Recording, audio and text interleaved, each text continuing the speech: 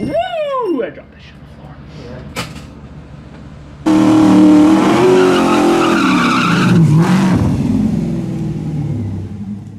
What's going on, guys? Welcome back to another video. Today we are working on my sister's Subaru. I'm going to try to make this one video. Today we're going to be replacing the head gaskets on this thing. This was actually my car probably 5 or 6 years ago. I bought this when 160, I don't know if you see 169,000 miles. I did the timing belt when I got it. And I also did the head gaskets because they were leaking oil. And the car's been fine. Right now it has about 200,000 on it, but since I gave it to my sister, and a lot of you guys remember who followed me from the beginning, I used to have like a white Lexus. I got that car I leased after I gave this to my sister, so that's kind of on the timeline when I had this thing. But pretty much I did the head gaskets and it's been fine, and then recently since she's been driving it, one of the hoses started leaking and it was gradually leaking coolant, and eventually she overheated it without knowing. I put a new hose on it. Then a few months later the radiator started leaking, and once again she overheated it, and now it's at the point where you have to add coolant to it every few days because all the coolant is getting pushed out of the engine and it's overfilling the overflow. So you could pretty much have this completely empty. You could top the radiator off, drive it for 3 days. The coolant will be all the way up to the top in the overflow and the radiator will be empty. And actually, if you start it up and just crack the radiator open, you'll actually hear some pressure come out of this just by having the engine run for like 10 seconds. So what I think is happening is the compression is leaking out into the cooling system, and that's what's pushing the coolant out and into the overflow. I don't know if there's going to be any damage to the heads. I really hope not. I have a straight edge. We're going to check them. But I did go and pick up new head bolts, complete gasket kit. So it's going to get, you know, full treatment, valve cover gaskets, all the exhaust gaskets, intake gaskets, all that stuff's going to be replaced. But I am trying to keep this all in one video, so I'm just going to put you guys on time lapse. I'll start breaking this thing down, and then I'll check back in once we have the heads off.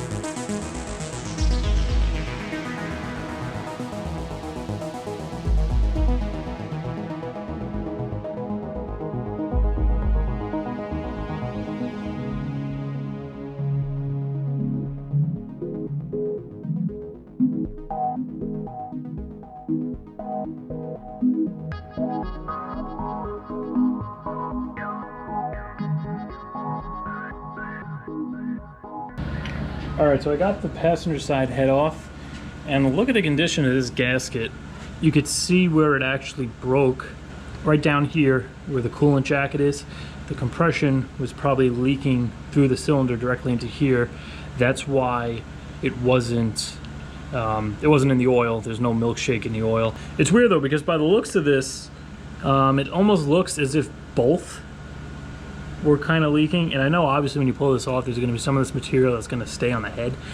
But if you look at this side, it's the same exact thing. We have plenty of gasket material. Then right at the bottom by the coolant jackets, it's missing. You can actually see where, I guess, the compression burned through the gasket. There's like a hole there, and this piece of metal is very, very thin. Same thing here. You can see this is just broken. Not only that, it is very, very rusted. I mean, the condition of that gasket, I'm surprised this thing ran as good as it did. if we come in here and take a look at the head or the block, you can see same story where the combustion is kind of leaking through right at the bottom of the cylinder where there's that black. Same thing on this side. Also, take a look at the crosshatch that is still on these cylinders. I mean, for a completely stock 200,000 mile block, never rebuilt. This thing looks absolutely amazing. You can see all the kind of coolant deposits at the bottom of the piston there.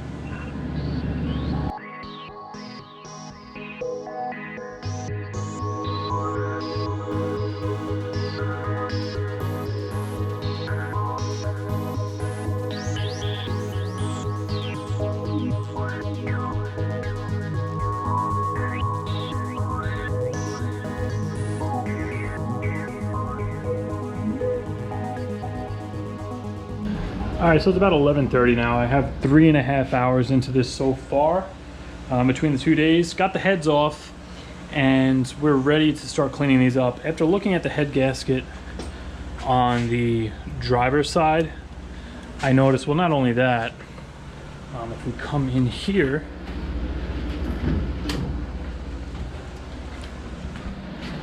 and take a look at the cylinders, these don't have that crusty white kind of at the bottom, like the coolant deposits. Whereas the passenger side, you can see all over here, it's all signs that it was burning coolant. So it looks like this one did appear to be leaking too, just not through that area. Because if you look at the gasket here, between the two cylinders, we have a good amount of carbon where it looks like it was actually leaking between the two. Same thing with this one. There's just like a shitload of corrosion on this thing. I don't know why. I've always used, you know, regular 50/50 antifreeze in this. I don't know if you have to use Subaru antifreeze. I also put the head gasket additive that Subaru recommends into this. Also, if you look here, it looks like the ring around the edge of the cylinder there is completely separated from the gasket. I don't know if this happened just by pulling the head off and it pulled it out, but regardless, that shouldn't look like that. But right now I'm going to come in here, probably just wire brush on the drill, the combustion chambers, just to get them all cleaned up. Then I'm going to come in here with one of those little rubber finger discs just to clean anything off of the head itself. Then I'm going to use my straight edge here, and we'll check them, make sure they're not warped. But I mean, this thing's been running absolutely fine, opposed to just kind of pushing the coolant out and overheating every few days. You know, no smoke, plenty of power. So I'm just gonna get them cleaned up. We're gonna check, make sure they're not warped. But if we come over here and take another look at the engine, anybody who's not a Subaru guy or doesn't know anything really about cars, this is why they call it a boxer, because, well, it's a little box.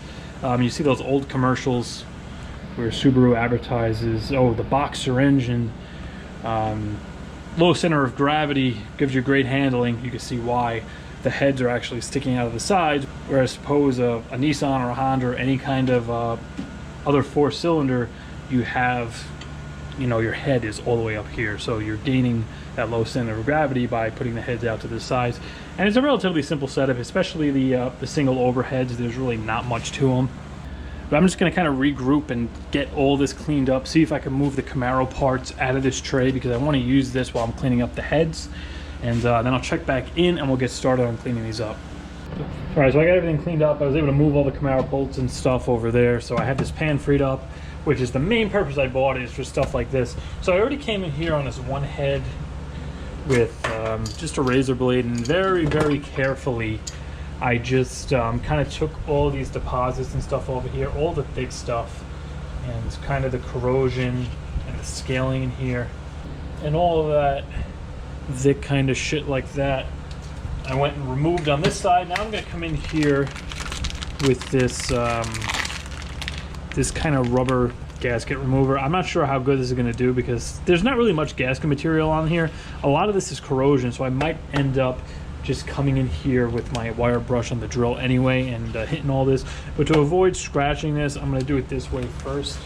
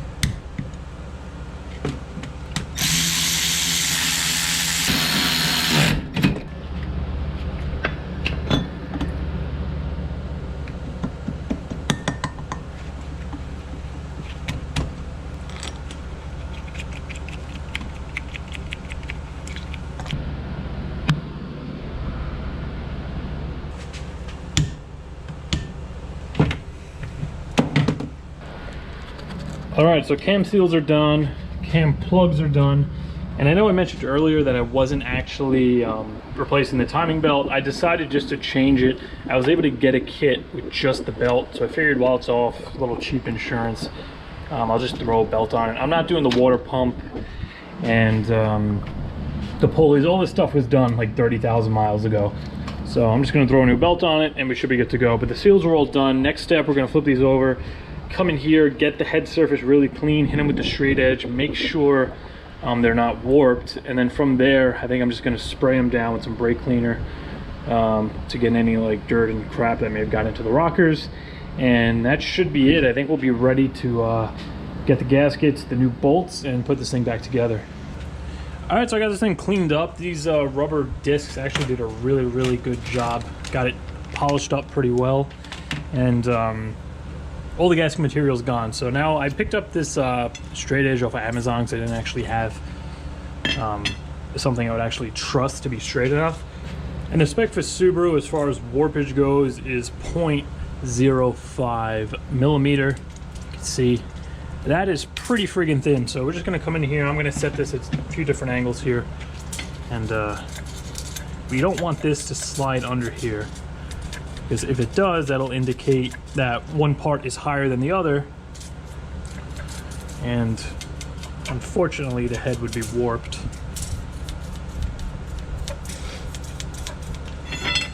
Now I'm just going to go diagonal. When you're doing this, try to keep it on the gasket surface, because you can see in this corner where the gasket doesn't hit, it's kind of, I cleaned it up, but it's kind of more corroded than the rest, and it never actually has been sealed up with the head gasket. So if you go and do something like that, you're essentially making a high spot on this end, and that could throw the reading off.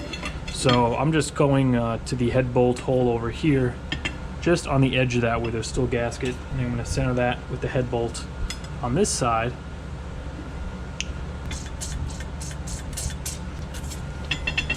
All right, that seems fine to me.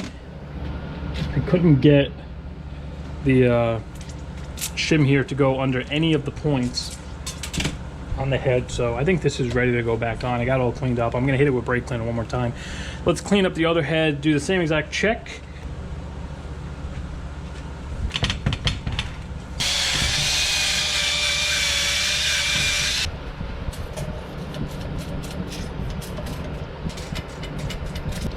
All right, I'm calling this one good as well. So all that's left is just to clean up the intake surface, exhaust surface. I have new exhaust and intake gaskets. And yeah, I think that's it. I'll just clean up the block with the same kind of thing, maybe the razor blade, and we'll get them back on the car. All right, so the other head's cleaned up and these are ready to go on. I also came in here and got the block cleaned up, used the same little rubber finger kind of bit on the drill, and knocked most of that stuff down. Then I came in with the razor blade very carefully and got any kind of stubborn stuff off. Then I also came in with the Scotch-Brite by hand, just kind of polished it up. So I think I got these as clean as they're gonna get. Same thing I did with the heads. After using the little rubber thing, I hit them with the razor blade very carefully just to make sure that everything's perfectly smooth. You guys already saw I checked them, and they're all good to go. Nothing is, at least nothing appears to be warped. And as for cracks, I'm not going to really be able to tell. I mean, I don't see anything, so I'm sure they're all right. And the fact that there wasn't any warping, I don't know if it really got hot enough to cause any damage. But we're just going to throw new gaskets at it and see what it does. I also have the intake ports all cleaned up, exhaust ports, got new gaskets for that stuff as well. Then I just wiped everything down with the Scotch-Brite, cleaned it with brake cleaner, hit it with compressed air inside the intake valves here, exhaust, the rockers. I got everything out best I could with the compressed air.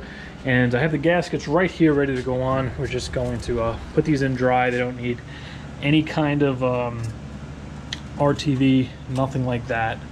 We're just going to place these on here. I do have new bolts going in. And with these, it's a little tricky because you need to, at least on the driver's side, you have to have the engine jacked up for one thing.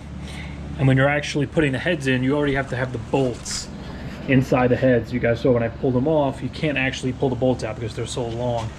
You see what I mean, how long those are. So I'm just gonna fish these through the heads. And then I guess we'll start with the passenger side. I mean, this is a little bit easier. Get it in there. We'll get it all torqued down and move on to the driver's side.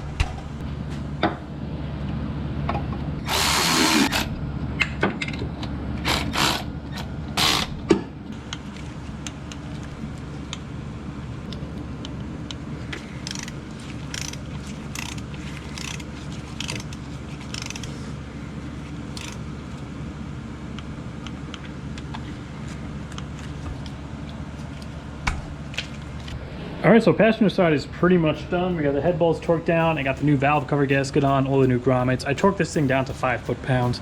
I even went and popped the plug wires back in. I actually have the jack under there with rubber blocks kind of holding this side of the engine up. That made it a lot easier to get the head on this side. But I'm gonna go do the exact same thing for the driver's side, and then that'll be it. We'll go get the timing belt on and get this thing back together.